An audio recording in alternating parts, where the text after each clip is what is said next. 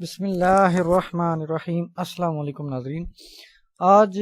بھی ہمارا ٹاپک جو ہے وہ دی پنجاب کنزیومر پروٹیکشن ایکٹ 2005 سے ہی ریلیٹڈ ہے، لیکن اس میں پروسیجر بتاؤں گا۔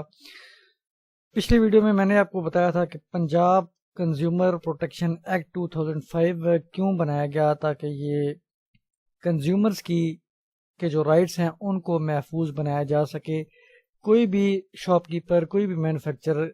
کسی کو دھوکہ نہ دے سکے، اور اگر اس کا کوئی کلیم بنتا ہے تو اس کا وہ پورا کرے، نہیں کرتا تو یہ کورٹ کے تھرو رابطہ کر کے ان کو اپروچ کر کے اپنا کلیم کو پورا کروا سکتا ہے۔ سیکھ لیتے ہیں، چینل کو آپ سبسکرائب کر سکتے ہیں، کافی ساری ویڈیو میں نے اپلوڈ کی ہے، اور لیگل پوائنٹ آف ویو سے بھی ہے، ڈرافٹنگ سے بھی ہے، کچھ لا سے بھی ریلیٹڈ کافی ساری ویڈیوز ہیں۔ تو اس سے مستفید ہونے کے لیے آپ چینل کو سبسکرائب کریں اور بیل آئیکن پر کلک کر دیں، تاکہ مستقبل میں بھی اگر میں کوئی ویڈیو اپلوڈ کروں تو اس کا نوٹیفیکیشن آپ کو بر وقت مل سکے۔ آج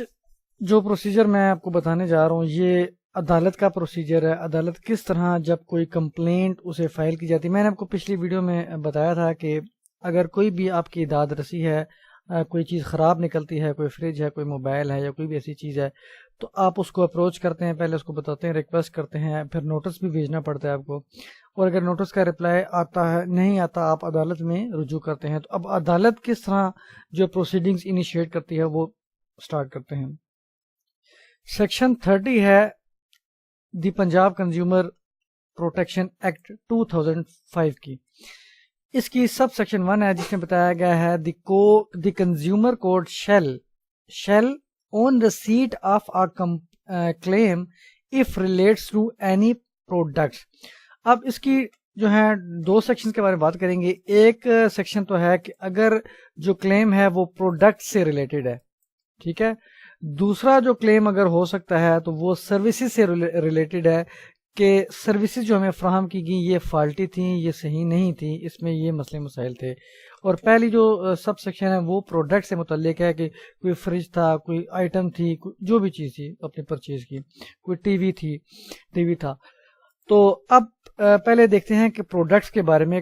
جو ہے کورٹ کیا جو ہے پروسیجر اڈاپٹ کرتی ہے۔ اب پروڈکٹس کے بارے میں ہے تو اس کی سب سیکشن 1A، جب دعویٰ عدالت میں فائل ہوا، ریسیٹ آف اے کمپلینٹ، اب کیا کرے گی کورٹ فارورڈ کرے گی کاپی کلیم کی کاپی فارورڈ کرے گی ڈیفینڈنٹ کو، جس کے خلاف آپ نے دعویٰ دائر کیا، کوئی مینوفیکچرر ہے، دکاندار ہے، شاپ کیپر ہے، جو بھی ہے،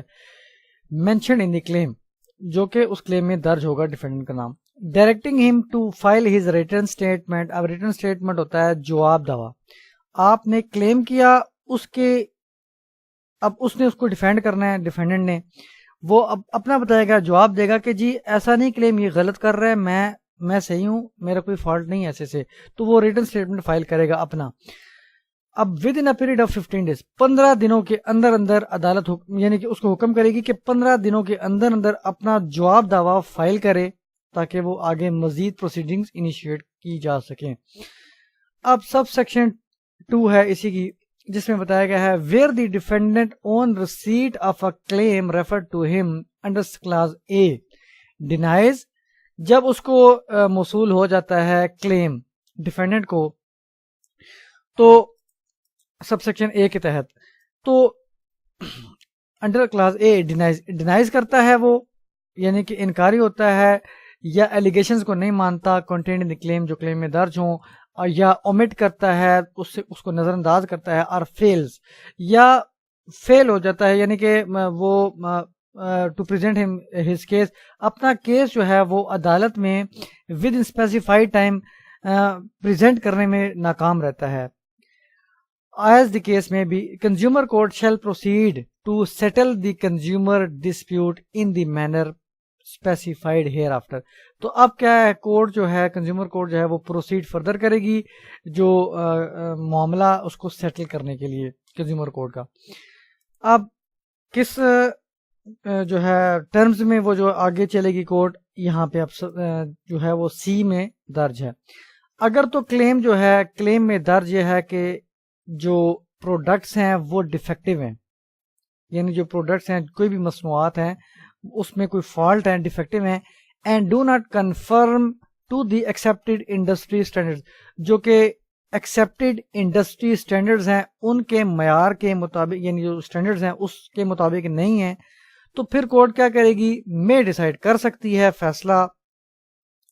دی ڈسپیوٹ، جو اس جھگڑا ہے، جو بھی تنازع ہے، on the basis of the evidence, تو پھر ان ایویڈنس کی بنیاد پر وہ فیصلہ کرے گی جو کہ ایکسیپٹیڈ انڈسٹری اسٹینڈرڈز کے اس سے ریلیٹ کرتے ہوں، and by inviting expert evidence, اور ایکسپرٹ کی جو ہے ایکسپرٹ ایویڈنس کو انوائٹ کرتے ہوئے بھی اس پہ فیصلہ صادر کر سکتی ہے، وہ دیکھے گی ایکسپرٹ اوپینین لے سکتی ہے۔ اس سے وین دی ڈسپیوٹ اب جو ہے ڈی ہے، where the dispute cannot be determined without proper analysis اور ٹیسٹ آف دی پروڈکٹس۔ اب اگر جو ہے وہ کیس اس قسم کا ہے، معاملہ اس قسم کا ہے کہ جہاں پہ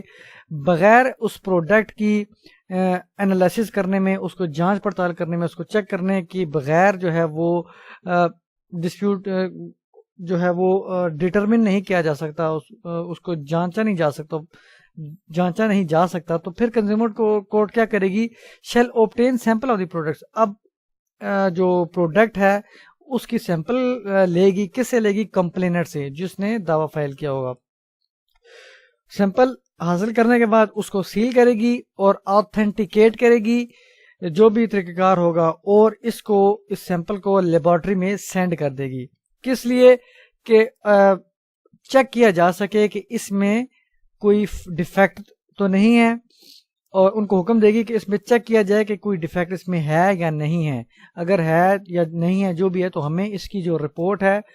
وہ عدالت میں بھیجی جائے، کتنے عرصے میں، 30 دنوں کے اندر اندر۔ اس کے بعد جو سب سیکشن ای ہے، اس میں بتایا گیا ہے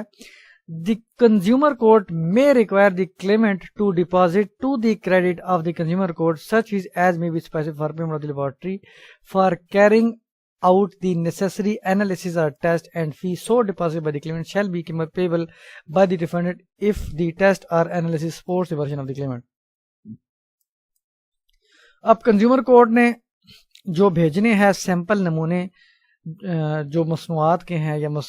اشیاء ہے جو بھی، اس کو لیبارٹری ٹیسٹ کے لیے بھیجنا ہے تو اپنے خرچے میں نہیں بھیجے گی، بلکہ وہ کر سکتی ہے، یعنی اس میں یہ نہیں کہ وہ مانگے گی جو اماؤنٹ ہے کلیمنٹ سے کہ ہمیں اس کی جو ہے پیمنٹ جو ہے جمع کروائی جائے، اور تاکہ جو لیبارٹری ٹیسٹ میں جو بھی خرچہ ہو وہ اس سے برداشت کیا جا سکے۔ تو اس میں لکھا ہوا ہے میں، لازمی نہیں ہے کہ وہ مانگے، ہو سکتا ہے کہ وہ ریکوائر کرے اس مدعی سے جس نے دعویٰ فائل کیا کہ آپ ہمیں پیمنٹ کریں، چونکہ یہ مصنوعات جو ہے وہ اس کی لیبارٹری ٹیسٹنگ ہونی ہے۔ اور اب اگر وہ عدالت کر دیتی ہے حکم کہ آپ لیبارٹری ٹیسٹنگ کی فیس جمع کرائیں، اور وہ جمع ہو بھی جاتی ہے، تو یہ فیس جو ہے ریفنڈیبل ہو سکتی ہے، کس صورت میں، کہ جب بعد میں اس کا پلیا جو کلیم ہے وہ ثابت ہو جائے کہ یہ بالکل درست کہہ رہا ہے مدعی، اور پھر وہ ریفنڈ ہو جائے گی، اور یہ جو ہے پیمنٹ وصول کی جائے گی ڈیفینڈنٹ سے۔ Shall be payable by the defendant, اب یہ ڈیفینڈنٹ سے جو ہے وہ وصول کی جائے گی اس صورت میں اگر اس کا جو ہے ورژن پروف ہو جاتا ہے کلیمنٹ کا، جو پلینٹف ہے مدعی ہے۔ اب جو اس کی سب سیکشن 2 ہے، اس میں بتایا گیا ہے کہ کنزیومر کورٹ کیا پروسیجر اڈاپٹ کرے گی جب معاملہ سروسز سے ریلیٹڈ ہو، فالٹی سروسز سے ریلیٹڈ ہو، یعنی سروسز سے ریلیٹڈ کوئی کلیم کیا گیا ہو۔ اب کیا کرے گی جو کورٹ، وہی اوپر جو فارورڈ کاپی آف سچ کلیم، جو بھی کلیم فائل ہوا سروسز سے ریلیٹڈ، اس کی کاپی فارورڈ کرے گی ڈیفینڈنٹ کو، اور اس کو ہدایت کرے گی کہ اپنا جو جواب دعویٰ ہے، جواب دعویٰ میں نے کو بتا دیا کہ کیا چیز ہوتی ہے، ود ان پیریڈ آف 15، وہی 15 دنوں کے اندر اندر اپنا جواب جو ہے وہ جمع کروائے، اس کو جو بھی اعتراضات ہے اس کلیم سے ریلیٹڈ یا نہیں ہے، جو بھی وہ اپنا ریٹن جو ہے تحریری طور پہ یہاں پہ جمع کرے۔ اب سب سیکشن 2 ہے، سب سیکشن 2B، اس میں بتایا گیا on receipt of the written statement of the defendant, جب ڈیفینڈنٹ کو نے اپنا جو جواب دعویٰ ہے وہ عدالت میں جمع کروا دیا ہوگا، اس کے بعد کیا ہوگا، اف اینی، اگر کوئی کرائے گا تو انڈر کلاس اے پروسیڈ۔ اب یہ پروسیڈ کا مطلب ہے یہ کورٹ پروسیڈ کرے گی، یہاں پہ لکھا ہے نا the consumer court shall proceed, consumer court shall proceed to settle the dispute dispute جو ہے وہ تنازع جو ہے اس کو سیٹل کرنے کے لیے آگے مزید جو ہے بڑھے گی on the basis of the evidence produced by both the parties. اب دونوں پارٹیز کے جو ایویڈینس ہوں گے ان کو دیکھنے کے بعد جو ہے جانچ پڑتال کرنے کے بعد جو بھی اس کو مناسب خیال کرے عدالت اس کی بیس پر وہ فیصلہ صادر فرمائے گی. provided that if the defendant does not deny, اگر جو ڈیفینڈنٹ ہے جو جس کے خلاف دعویٰ کیا گیا ہے وہ ڈینائی نہیں کرتا، انکار نہیں کرتا، اور allegations dispute the allegations made in the complaint or fails to present his case، اب پیش بھی نہیں ہوتا ود ان اسپیسیفائڈ ٹائم میں پیش نہیں ہوتا، تو جو ڈسپیوٹ ہے وہ سیٹل کیا جائے گا صرف کلیمنٹ کی جو ایویڈنس ہے اس بنیاد پر. اگر پیش ہو گیا ڈیفینڈنٹ تو دونوں کے ایویڈنس جو ہے وہ دیکھے جائیں گے اور معاملے کو جانچ پڑتال کرنے کے بعد فیصلہ کیا جائے گا. لیکن اگر وہ پیش ہی نہیں ہوتا یا جان بوجھ کے جو ہے ٹال مٹول کرتا ہے اور نظر انداز وغیرہ کرتا ہے تو پھر جو ہے ایویڈنس کی بیس پہ جو کلیمنٹ کے پاس ہوگا اس بنیاد پر یہ فیصلہ عدالت کرے گی.